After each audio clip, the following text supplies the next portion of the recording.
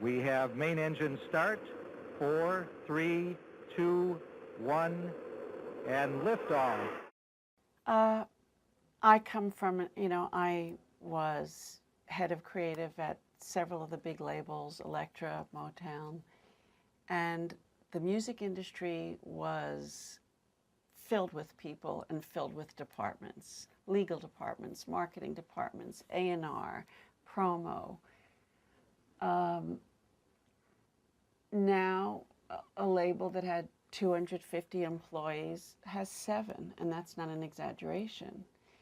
And then there's everybody just flying out here, flapping in the wind on their own because they're saying, well, we don't need a label.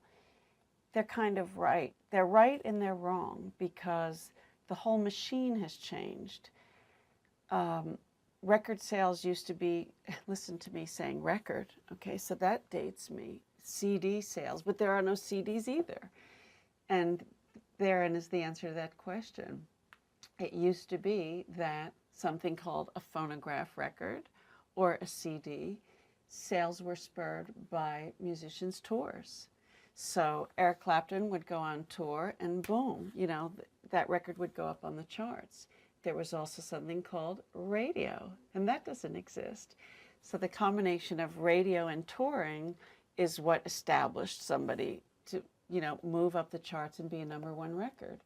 The best example to show you, how there is no more music industry, a #1 record on the Billboard, let's say the Hot 100, let's say a single, no, let's say an album.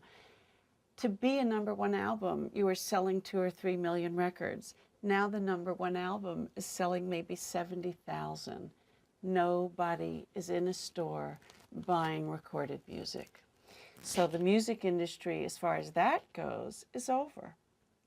So it went from an album cover this big to a CD this big, then to one of those little flip books with just the discs and not the booklets, and no one cared about that, then straight to the ear, and now that's going to disappear, now that's gone too. So I don't know how, hopefully there's still going to be a need for visuals because I like what I do and I don't want to stop doing it, but that paradigm is long over.